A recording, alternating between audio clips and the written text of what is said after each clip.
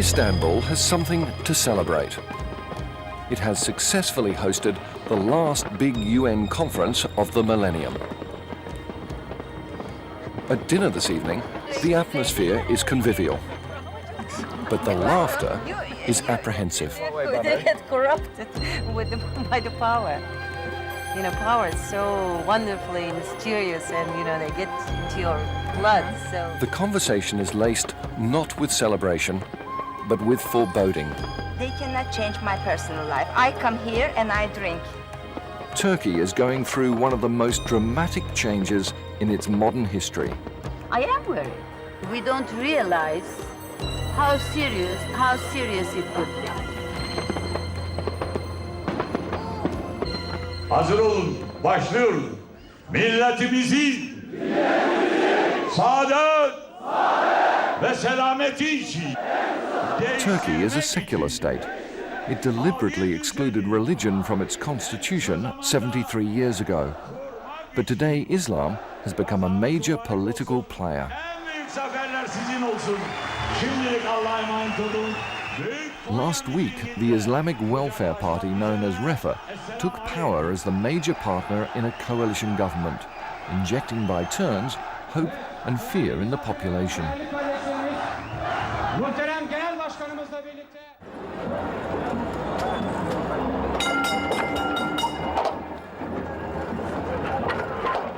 Refah's rise began 2 years ago with men like Mayor Nusret Bayraktar, who showed a new face of Turkish Islam.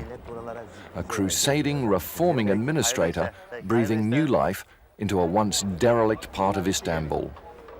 In a city notorious for political corruption, within 2 years, the mayor has transformed these streets from once violent slums. And he did it on schedule and on budget.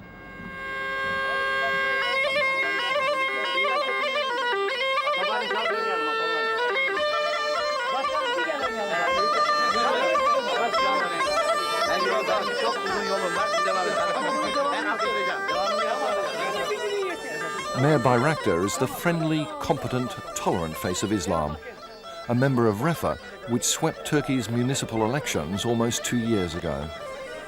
Daha önceki belediyelerde insanlara hizmet etmeyi ibadet aşkıyla, şuuruyla, heyecanıyla yaşayan bir anlayış yoktu.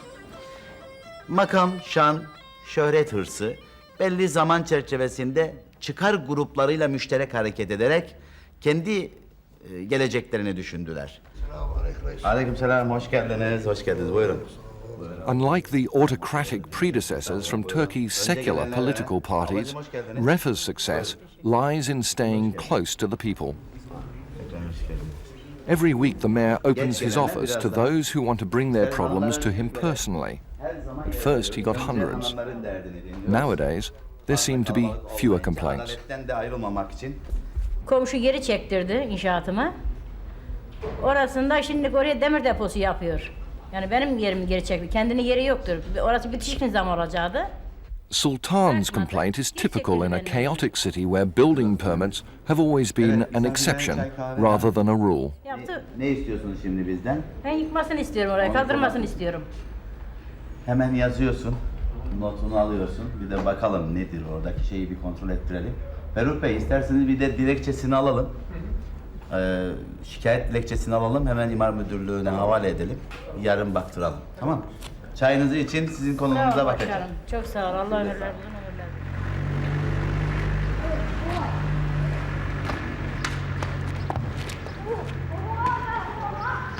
A couple of days later we catch up with Sultan and find her delighted. İşte sorunum burası. Burası beni rahatsız etti. Bana geri çektirdi evime. So this is it here, was it? Burası, he. Yeah? Evet. The council's already been around to demolish the tiny shop, persuading Sultan of the mayor's and the Refah party's honest intent. Sağ olsun, Allah razı olsun. Sizlerden de onlardan da. I thank you and to the mayor that next day they came and yıktılar, solved sağ my olsunlar. problem. İkicilemediler yani. Next Bırakmadılar. So you didn't vote for Refah in the last elections, will you in the next ones? Sen diyor Refah'a oy vermedin geçen defa, şimdi vereceğim mi diyor. Allah bilir inşallah. Yani verme niyetindeyim hakikaten yani. Şimdi bizimkiler yapmadı. Kendi verdiğim şeyler hiçbir şeyimizi yerine getirmiyor. Sağlamlarını alayım. Çürüyor olmasın. Sultan's a long-time Istanbul resident who's seen the chaos and poverty of the city grow with the neglect of self-serving politicians whose fingers were always deep in the till. Manavdan geliyoruz. Bir şeyler masamızı alıyoruz. For Sultan, Refah is a breath of fresh air. But like millions of Turks, her daughter, Güler, is afraid that beneath the benevolent surface lies an Islamic extreme. Vallahi şu an için var diyebilirim yani. Çünkü ben açık giyinen bir insanım. Askılı da giyiniyorum işe gittiğim zaman. Bu zamana kadar öyle bir tepki görmedim. Ama refah geldiği zaman alabileceğim korkusu var bende. Güler tells a story about an attack in the newly restored streets of which the mayor is so proud. Çifte sarıklı bir kişinin saldırdığını okudum. Ve refahta böyle insanların olduğunu da kastediyorum yani. Saldırmışlar, yani eşini bıçaklamışlar, evli bayanın da dişlerini kırmışlar yani ama... Refah's national leaders protest such intolerance is an aberration. They say fears of social repression are baseless. First of all, we are a democratic party, okay? And in Turkey, of course, people are Muslim. 99% of the people are Muslim here. Some of them are practicing Muslim, some of them are not practicing Muslim, okay? But we can't use force against someone if he doesn't share our idea, okay? We are not going to limit any rights in Turkey.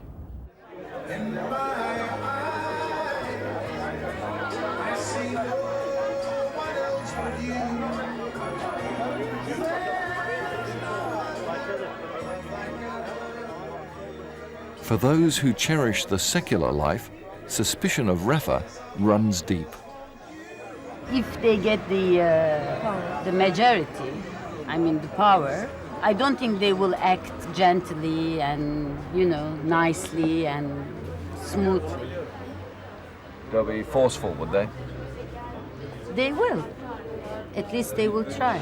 They cannot do anything about my personal rights. You understand? Gulay Göktürk suffered once already fighting for her beliefs. She spent 2 years in jail as a communist, but she's ready to fight again. If they try to change my life, I will struggle for it. Yeah, and I think a lot of people in Turkey will do the same thing. That's They why say the utter failure of Turkey's major secular parties to address the underlying problems, especially poverty and corruption, has opened the way to Refah. All these people that are voting for Refah used to vote the leftist parties 10 years ago. They were hoping to get a better life with the leftist government, which they didn't find. So now Refah is promising and promising. While Refah's power grows apace in the cities, its traditional heartland is in the conservative rural villages.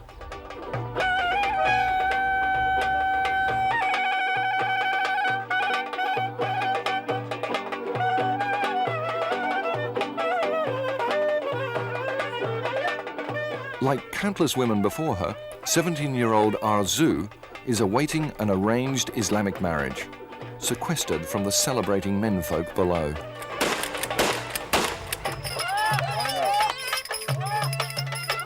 By tradition, dancers from the city are brought in for the special pleasure of the men. But the village women continue to take their customary back seat.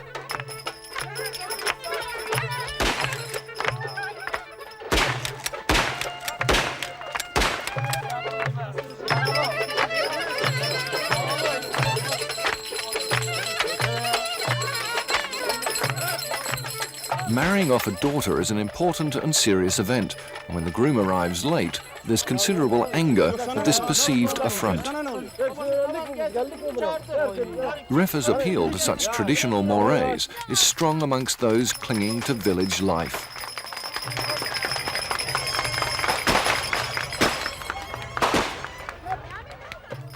As the young migrate to the cities, they take their conservative values with them, building a new base from which Refah has now risen to power.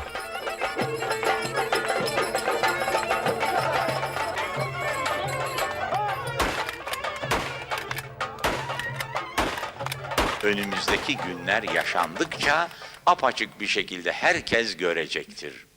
Ama o günden bugüne kadar halkımızın bu arzusu maalesef hedefine ulaşamamıştı. Ama Nusret Baykarn, Refah's leader, Turkey's new prime minister. 50 yıllık bir gelişmeden sonra Allah'a şükürler olsun işte buna ulaşacak noktaya gelmiş bulunuyoruz. After years of being shut out by secular parties, Refah has at last stitched together a shaky coalition government, the first ever led by Islamists. Members like Abdullah Gul say Refah can now attack problems that Turkey's secular elite has failed to deal with: financial and social corruption. The corruption is everywhere in the world. Unfortunately, in Turkey, it was very wide. It's very wide, you see. On the other side, people are unfortunately suffering economically. In fact, when we took over the municipalities, they were all corrupt. Now, during this almost 3 years' time, no one can say that, okay.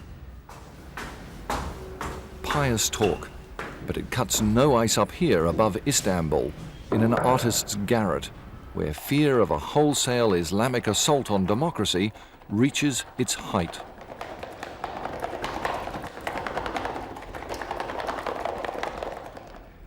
Art in this country is a matter of life and death. Bedri Baykarn is one of Turkey's most well-known painters. He's also one of its most extreme opponents of Islamic politics. So have you ever been threatened by the Islamists? Of course I've been threatened by the Islamics. I carry a gun myself at all times. Why? Well, because many of our friends have been killed by Islamic terrorists. Baykarn believes the Islamics could wreak havoc, targeting not just women, but artists, writers, and intellectuals. And though as a leftist he's protested past military coups, he thinks the army may now have to step in. I would want democracy to survive with the help of the political parties and political pressure groups. But if any party, including Refah, wanted to overthrow democracy, of course that I prefer a military intervention that halts, that stops democracy for 3 years, as opposed to going back 1,000 years. It's incomparable.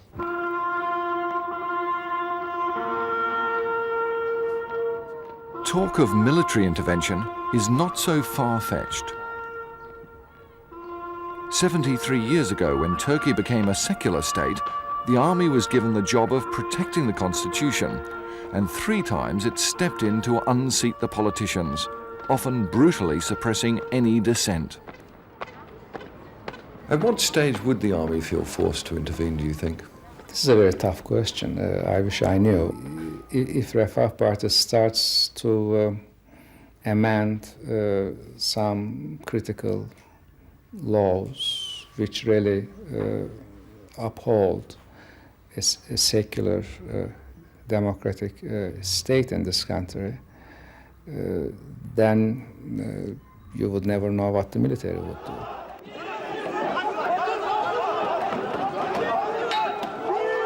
In the center of Istanbul, a peaceful demonstration in support of political prisoners turns into a rout. Turkey's security forces have a fearsome reputation: torture, political murder, police intimidation and brutality, all supposedly to preserve democracy. Such extreme displays of secular power are far more frightening than any Islamic threat from Refah for human rights activists like Şanar Yurdatap. In the end, if they were in government, do you really think they'd be any worse than the secular extremes that we've seen in Turkey? No, I don't think. I don't think that there could be any worse. So I'm really afraid of this team, not the result. As if to prove a point, Şanar takes me to another peaceful demonstration. Within minutes, the police move in.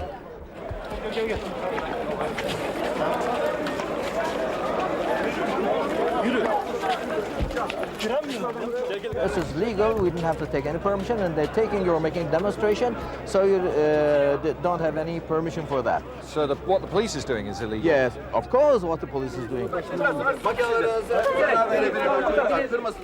For Shinar, it's off to the police station yet again. In the face of such extremes, dissidents and Islamists actually find common cause against entrenched secular power.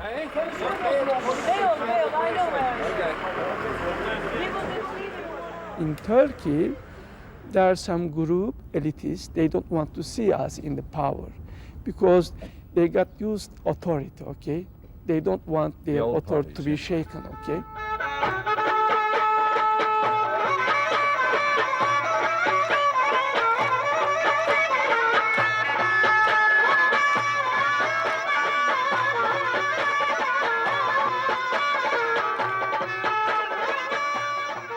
It's the weekend. Away from Turkey's political intrigues, half a dozen rural villagers join together for a picnic.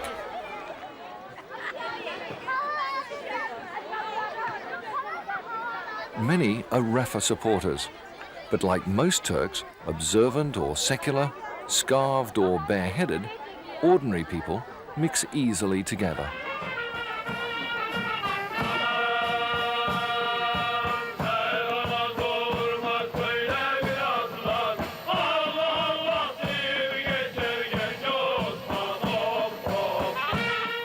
They celebrate past glories.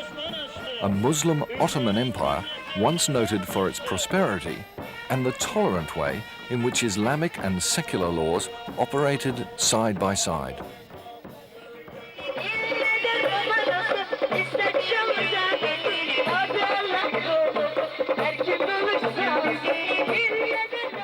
Turkish history has already shown that the meeting between East and West, between modern and traditional values, does not have to be a painful clash. And that's the challenge to which Refah now has a chance to rise.